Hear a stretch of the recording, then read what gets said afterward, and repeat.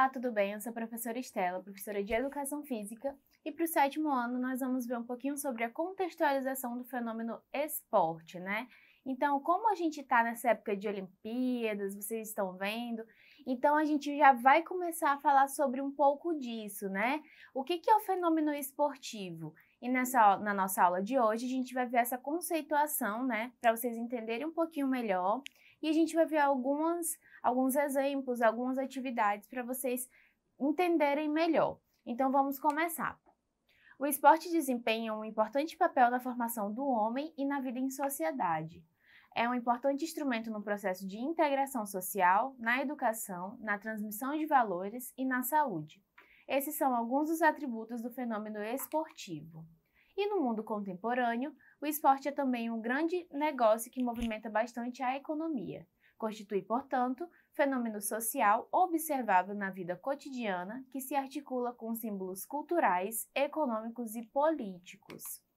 Portanto, o esporte, como fenômeno social, incorpora várias faces da cultura, tornando-se um elemento que agrega os acontecimentos sociais. Vamos refletir um pouco sobre ele. Então, como a gente pode ver agora nesse breve textinho que a gente acabou de ler, o que é o fenômeno esportivo, né? Como eu falei para vocês ainda agora das Olimpíadas, é sobre isso. Não sei se vocês já viram alguns atletas utilizando alguns tipos de marcas, né?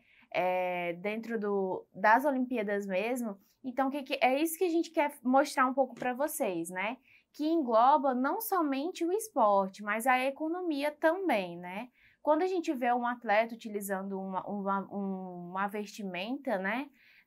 Logo após eles utilizarem, já está à venda em alguns pontos, né? Então, a gente vê que outras pessoas já querem comprar porque o atleta já estava usando e tudo mais. Então, a gente vê que ela já mobiliza a economia, né?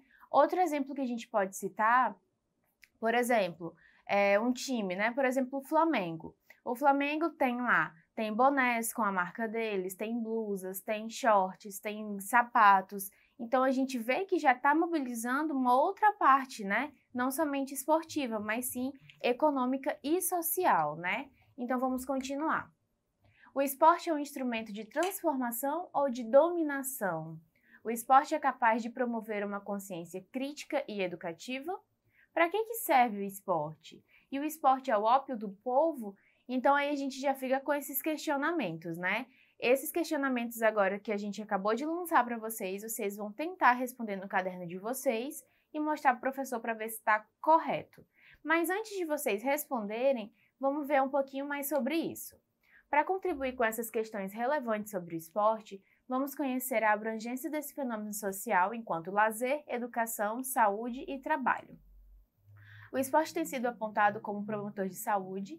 Entretanto, o mundo atual tem favorecido o sedentarismo e, consequentemente, a obesidade, que tem sido considerado o mal do século. Assim, em combate à obesidade, o esporte promove saúde, além de ser um incentivo às relações sociais, tais como companheirismo e amizade. Na prática do esporte, precisamos ter alguns cuidados, né? O primeiro, sobrecarga de exercício sem a orientação de um profissional. E o segundo, especialização motora precoce, né? Então, vamos entender um pouquinho melhor sobre isso. Primeiro, ele fala sem a orientação de um profissional, né?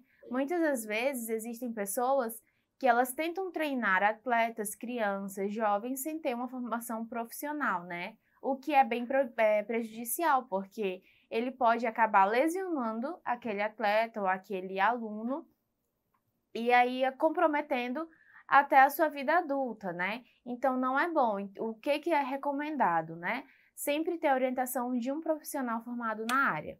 E o segundo é a especialização motora precoce. O que isso quer dizer? Às vezes, existem atletas que eles pulam etapas, né? Por exemplo, a gente está na fase em jovem, né? Criança jovem, e aí acaba pulando etapas de aprendizagem. E aí o aluno ou o indivíduo, ele vai ser comprometido, né? Por quê? Porque ele pulou algumas etapas de aprendizagem que eram importantes para ele, né? E isso quer dizer a especialização motora precoce, né? Acaba que profissionaliza o adolescente muito antes do que era recomendado, e aí ele vai ter alguns prejuízos, né? Então, a gente vai entender um pouco melhor sobre isso. O esporte enquanto lazer ou esporte participativo, né? A junção dos dois termos abrangente lazer e esporte estabelece em outro sentido para o esporte. Nós temos as características: realizar atividades físicas sem pretensão de superar índices individuais para sentir-se integrado ao meio ambiente, despojar-se das comparações atléticas, sentir-se satisfeito pela convivência com as pessoas. E o que vemos é que o esporte renascendo para a mudança de valores, talvez mais próximos do que esse autor chamava de esporte participação ou esporte de lazer, né? Que é a busca transformar as práticas esportivas em tempo livre em entretenimento, diversão, participação, bem-estar e qualidade de vida, né? Outro aspecto importante do esporte de lazer é a preocupação com grupos minoritários, como o desenvolvimento de atividades esportivas para pessoas da terceira idade e com necessidades especiais. O esporte de lazer promove a participação de todos em todos os setores e se preocupa com a acessibilidade e a inclusão. Lembre-se de que o esporte de lazer não precisa de estágio, de locais fechados ou mesmo de equipamentos de última geração, que são só iniciados conseguem utilizar. O esporte de lazer existe em equipamentos amplos que possam ser aproveitados por faixas etárias, tipos de pessoas e jogos. Os equipamentos podem atender às amplas necessidades, não ficando presos a uma modalidade. Então, o que a gente pode entender sobre esporte de lazer e participação, né? Primeiro que ela não tem aquela obrigatoriedade de ter uma faixa etária tal, de já estar participando de alguma modalidade, de ser um indivíduo jovem ou adulto ou idoso. Então, o esporte de lazer ou participação, ele é mais para integrar a sociedade ao esporte. Então, qualquer pessoa de qualquer idade, classe, clero, pode participar, né? E a gente tem aí uma perguntinha para vocês refletirem, né? Vamos ver. Será que a televisão proporciona uma forma de alienação? Então, já fica aí essa reflexão para vocês, né? E a gente vai ver um pouquinho sobre os outros tipos de esporte. Vamos lá. Sobre a relação entre o esporte e o consumo, podemos refletir de diversas formas, tais como a compra de ingressos para investir em um evento esportivo, investimento de multinacionais no marketing esportivo, matrículas de crianças em escolinhas esportivas para pais influenciados pela mídia, compra de calçados e materiais específicos para a prática esportiva, né?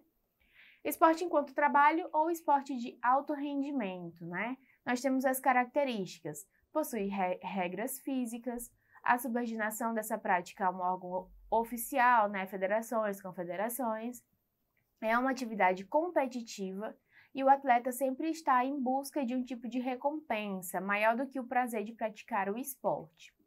O indivíduo que se envolve em um esporte de alto nível, no seu processo será submetido a ter a plena disciplina e perseverança nos seus objetivos, estar ciente das dificuldades e ter o foco na superação, né? E nós temos duas observações.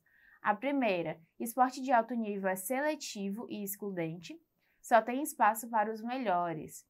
E a carga extenuante de treinamento diário para se atingir o nível de rendimento ótimo, que seria a performance. Muitas vezes está associado à ocorrência de lesões traumáticas, que são fatores limitantes.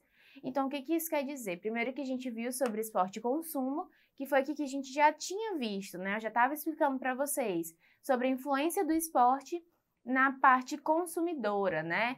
Na compra de ingressos, na matrícula de escolinhas, na compra de materiais esportivos de determinado time, determinado atleta.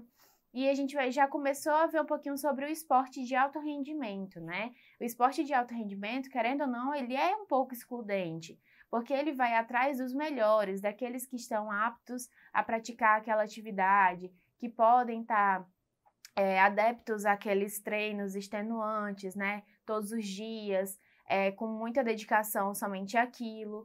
Então, querendo ou não, ele é excludente por conta disso, mas não quer dizer que todos possam participar, né? Lembrando que o esporte de alto rendimento, ele já é profissionalizante, né? Que nem a gente citou no início, as Olimpíadas, né?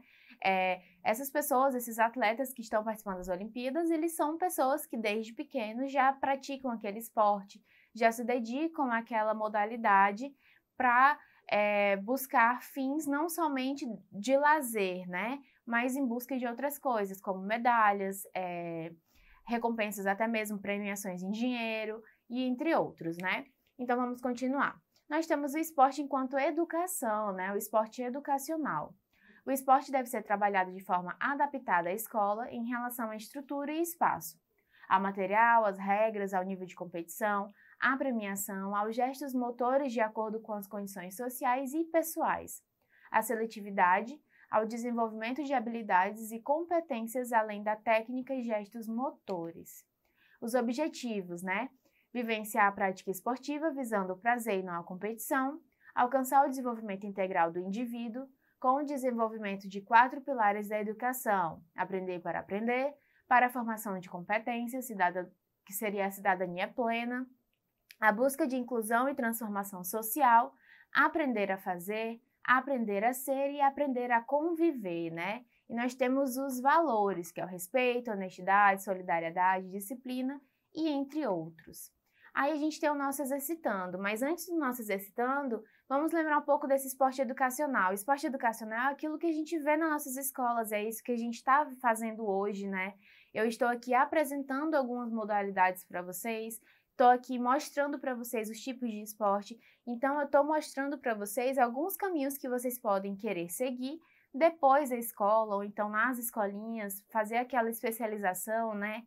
Então é isso, esporte educacional, além de a gente dar um cardápio enorme de esportes que vocês podem praticar, por hobby, profissionalizante, entre outros, mas que vocês também aprendam a ter respeito pelo adversário, ter solidariedade, ter essa compreensão, né? Vocês vão ganhar esses valores que a gente acabou de ver. E a gente vai ver o nosso exercitando de hoje. Vamos lá. Qual o conceito de esporte e lazer, né? Nós temos a alternativa A, é um estado completo de bem-estar físico, mental e social, e não a simples ausência de doença ou enfermidade. B, o esporte deve ser trabalhado de forma adaptada à escola em relação à estrutura e espaço, ao material, regras, níveis de competição, ao desenvolvimento de habilidades e competências, além da técnica e gestos motores. Ou C, promove a participação de todos os setores e se preocupa com a acessibilidade e a inclusão. Não precisa de estádio, locais fechados ou mesmo de equipamentos de última geração que só são iniciados conseguem utilizar. Então, muito fácil, né? Esse exercitando é só para vocês lembrarem um pouco da nossa aula de hoje, né? Qual que é esse conceito de esporte e lazer, né? Então, se você responder a alternativa C, está correto que ele promove a participação de todos, ele está ali, não precisa de estádio, locais fechados ou equipamentos de última qualidade, né? Nós temos exercitando de casa, né? Vocês têm que iniciar um debate acerca dos esportes, fazendo os seguintes questionamentos. De quais esportes vocês mais gostam? Com quais formas de esporte podemos interagir? E como o esporte pode influenciar nas nossas vidas, né? Então, é isso que vocês vão fazer. Iniciar um debate em casa, responder no caderno de vocês como é que foi esse debate e enviar para o professor de vocês. Não esqueçam de acessar a plataforma Eduque para vocês terem acesso a todos os nossos materiais e até a próxima aula.